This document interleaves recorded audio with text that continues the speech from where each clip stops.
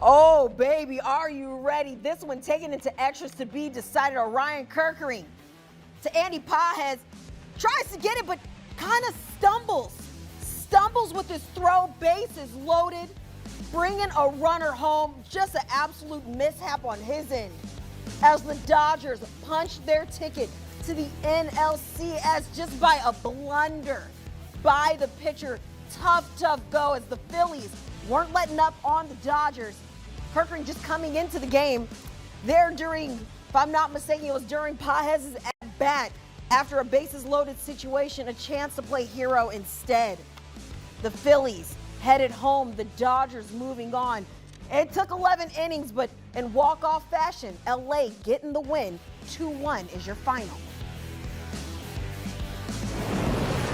We're now joined by CBS Sports MLB analyst and former first-round pick Lewis Brinson as the Dodgers making it dramatic, getting it done in walk-off fashion, stamping their ticket to the NLCS after their extra innings victory over the Phillies. And I want to start with that very last play because we briefly got to talk about it right before we went live, and you were just like, oh, no.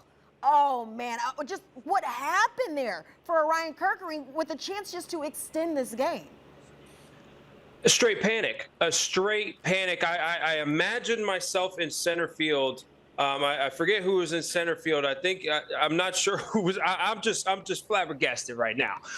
It was just straight panic by Kerkering right there. He had time to go to first. Andy Pajes wasn't even halfway down the line. You saw JT Realmuto, the catcher for the Phillies, pointing to first base. I think everybody was telling him 1-1-1. Obviously, Dodger fans are going nuts in that moment, and it's literally just a straight panic. You see him. He didn't even make a good throw to home plate. He literally had no idea what to do in that situation. As a pitcher, I know you have a lot of things going on, but you got to know if the ball's hit to me, where I'm going, who's on first, who's on third. You got a fast runner at third base. You probably have no chance to get him. You got 2 outs. Throw the ball to first base. You had plenty of time, so it was just a straight panic by Kerkering there. That's a tough way for the Phillies to get sent home, man. I can't believe this. Absolutely brutal situation when you had that opportunity, like you mentioned, just throwing to first, getting that out. And now we're headed to the 12th, but I want to go to a point that we saw once this game ended, and you saw Kerkering going to the side, going back to the dugout, and if I'm not mistaken, he had, maybe it was Rob Thompson, I couldn't see, but he had some of the players kind of consoling him, some of the staff there. But if you're on the Phillies, what are you saying to him after this game? Such a big moment, because that's got to be a crushing feeling for him. Yeah, it was Rob Thompson kind of in his ear, probably saying, hey, man, it's a tough way. It's a tough way to lose this game. Just trying to give him some encouragement. You see him sitting on the bench, just like kind of, debating on what just happened. It's again just a tough moment, and he knew he messed up. He knew he should have just thrown it to first base. He knew he panicked, and a lot of his teammates knew that same thing. All you do in that situation is go up to your teammate and give him a pat on the butt, pat him on the head, and just say, "Man, we're here for you." He's going to have to answer some tough questions after the game with the media, and again, as a teammate, you just have his back. Whatever questions you get asked, or like I said, just go up to him and give him some comfort in that moment, because he knows he messed up in that moment. Absolutely. Now, I mean, given just the offensive struggles that we did see from the Dodgers in Game 3, what changed in this one? What were some of those adjustments by LA? Was it adjustments, or was it simply just execution when it counted? I think it was execution when it counted. I go back to the Mookie Betts at bat when they ended up walking Shohei Ohtani. I wasn't really I wasn't in agreement with that move. Shohei Ohtani showed he really didn't really have anything going this series. I think 1 for 17 in the series, that at bat. But it is Shohei Ohtani. It is superhuman, and he could, hurt you at any moment. But Mookie Betts being the hottest hitter in the world right now, just to face him. But I go back to that moment, and he just had a poise at bat. He controlled the moment. He controlled his breath, and he worked a walk out of that at bat over a tough closer in Duran. But it was more so the Dodgers just executing when they needed to. Obviously, you're at home. You got the home crowd behind you there. Phillies just tried to hold on. It was a game of who's going to blink first, and the Dodgers lasted out. But it was more so the Dodgers just executing when the time came to it, pitching side and on the offensive end. Let's dive more into that pitching side because, I mean, what a job by that Dodgers bullpen. Roki Sasaki, 3 scoreless innings, 9 up, 9 down, followed by a scoreless inning from Alex Vesia. What more can you say just about the job that they did on Thursday night?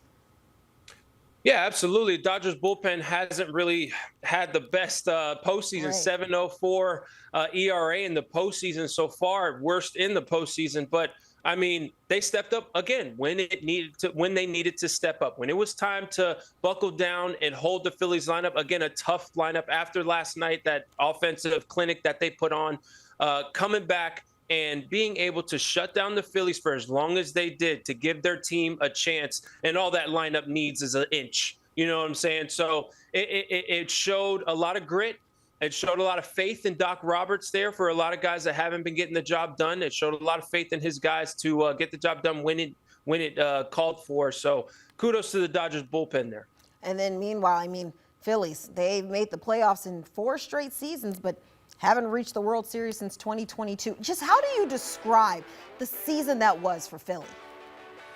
I mean, magical season in the regular season, but these guys don't care about that. Obviously, you got big seasons but from Kyle Schwarber, big seasons from JT Realmuto. He's going to be a free agent after this season, and just a steady Eddie season for Bryce Harper. But I'm sure all of those guys would trade all those accolades for a World Series ring or just appearance in the World Series. This was a team that was World Series a bust for me. They had World Series aspirations from spring training on, and they had the team to do it. They got the acquisition at the trade deadline to get your closer in Duran. They got all their pieces back. You get Bohm back. It was an unlucky injury to Harrison Bader there. He did what he could in this series, but just a tough way to go out. But again, a great season for the Phillies. But I know playing against those guys and playing with some of those guys, their attitude is, man, World Series or bust, and they're disappointed right now. When you're saying World Series or bust, that's how you came into this season looking at this Phillies team. What does this mean for this offseason? I mean, do you foresee any notable changes?